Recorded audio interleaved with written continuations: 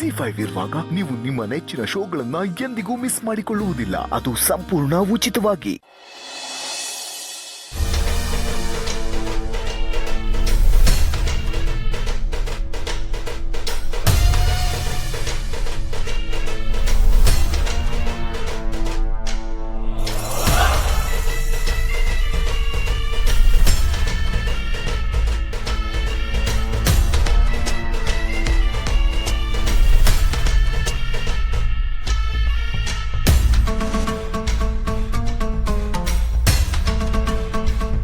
ಮಾಡಿ.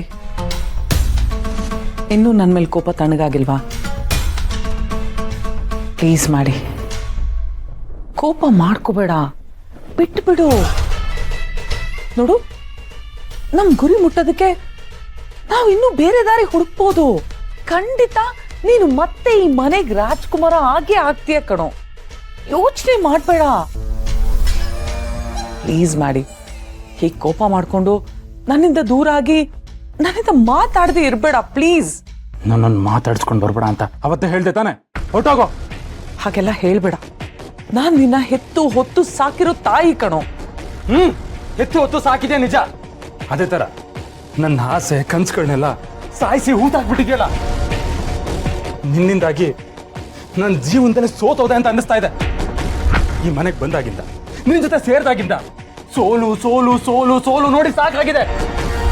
ಒಂದು ಅವಕಾಶ ಸಿಕ್ತು, ಶ್ರಾವಣಿ ಕುತ್ತಿಗೆಗೆ ತಾಳಿ ಕಟ್ಟೋದು.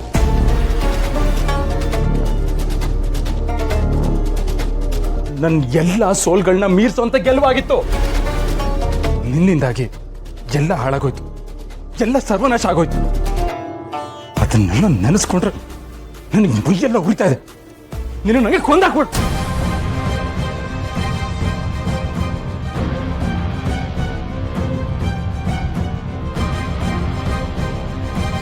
ಆಶ್ಚರ್ಯ ಆಗ್ತಿದೆ ಅಲ್ವಾ ನಿಂಗೆ ಹೊಡೆದಿದ್ದಕ್ಕೆ?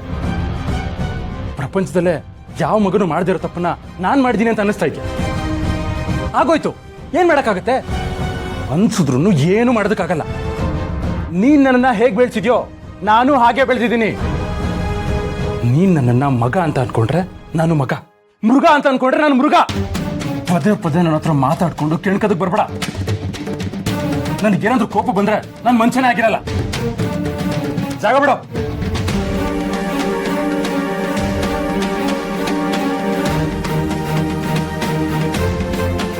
ನನ್ನ ಮಗನೇ ನನ್ನ ಮೇಲೆ ಕೈ ಎತ್ತೋ ಹಾಗಾಗೋಯ್ತು.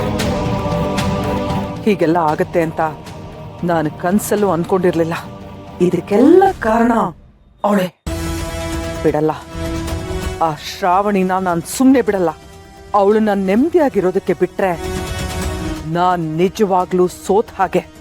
ಅವಳು ನೆಮ್ಮದಿ ಹಾಳು ಮಾಡೋವರೆಗೂ ನನಗ್ ಸಮಾಧಾನ ಇಲ್ಲ.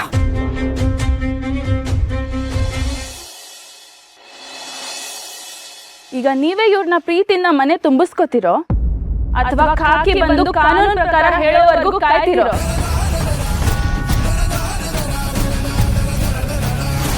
ಅಕ್ಕ, ವಿಷಯ ಎಲ್ಲಿಂದ ಎಲ್ಲಿಗೂ ಹೋಗ್ತಿದೆ. ಈಗಾಗಲೇ ಮನೆ ಮರ್ಯಾದೆನೇ ಹರಾಜಾಗಿದೆ. ಪೊಲೀಸು ಗೀಲಿಸು ಅಂತ ಹೋದ್ರೆ ಕಷ್ಟ ಆಗುತ್ತಕ್ಕ. ಸುಮ್ಮನೆ ಹೂ ಅಂದ್ಬಿಡು.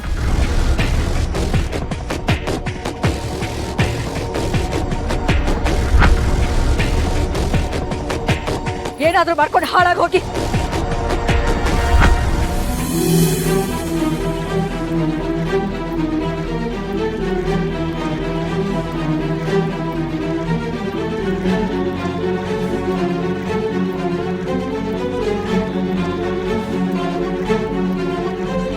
ಅಂಕಲ್ ಬನ್ನಿ ಅಂಕಲ್.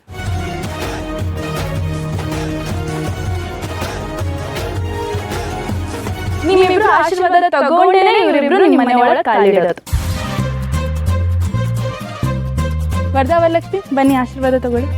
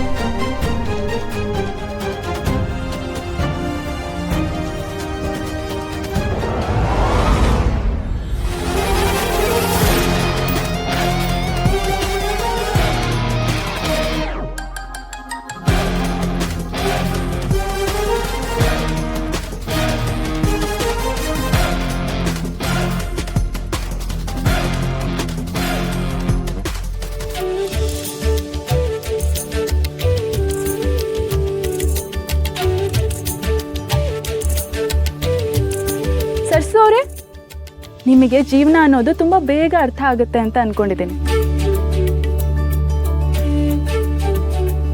ಹೋಗಿ ಮನೆ ತುಂಬಿಸ್ಕೊಳ್ಳೋದಕ್ಕೆ ಎಲ್ಲ ವ್ಯವಸ್ಥೆ ಮಾಡ್ಕೊಳ್ಳಿ. ಇಲ್ಲ ಅಂದ್ರೆ ಸರಿ ಸರಿ, ನಾನು ಎಲ್ಲ ವ್ಯವಸ್ಥೆನೂ ಮಾಡ್ತೀನಿ. ಅಕ್ಕ, ನಡಿ. ಶ್ರೀವಲ್ಲಿ ಬಾರೆ, ನೀನ್ ಬಾ ಬಾರೆ, ಬಾ ಶ್ರೀವಲ್ಲಿ.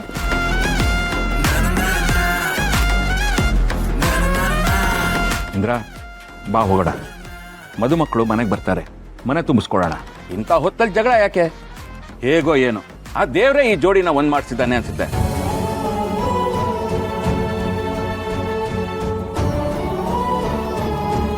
ಒಂದು ಮಾಡಿದ್ದು ದೇವರಲ್ಲ, ದೇವತೆ ಈ ಶ್ರಾವಣಿ ಮೇಡಮ್ಮು. ಅದೇ ಈ ಶ್ರಾವಣಿ ಏನಿಲ್ಲ, ನಿಂತೋಗಿರೋ ಮದ್ವೆನ ಮತ್ತೆ ಮಾಡಿಸಿದಾಳ ಅಷ್ಟೇ. ಬಾ, ನೀನ್ ಬಾ ಇಂದ್ರ, ನನ್ನ ಮಾತು ಕೇಳು. ಬಾರೆ, ನನ್ನ ಮಾತು ಕೇಳು.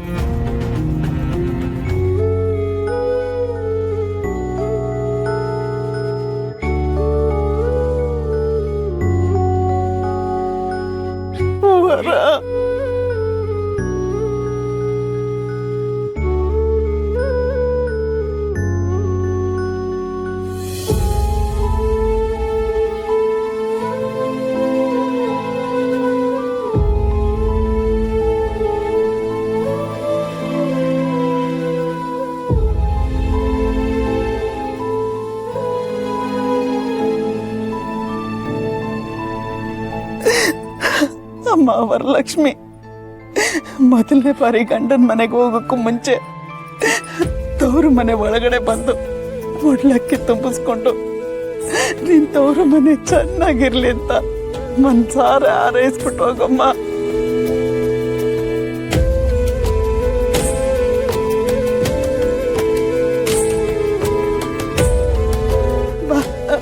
ಬನ್ನಿ.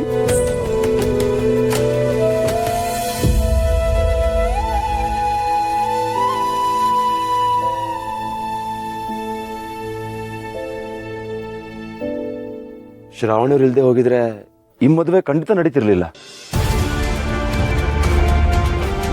ನಾನು ಅವರ ಜೀವನ ಪೂರ್ತಿ ಕೊರಗಲ್ಲೇ ಕೂರ್ತಿದ್ದೆ ಹೊರತು ಇಷ್ಟು ಧೈರ್ಯ ಮಾಡ್ತಿರ್ಲಿಲ್ವೇನೋ. ನಾವು ಕೊನೆವರೆಗೂ ಶ್ರಾವಣಿಯವರಿಗೆ ಋಣಿಯಾಗಿರ್ತೀವಿ.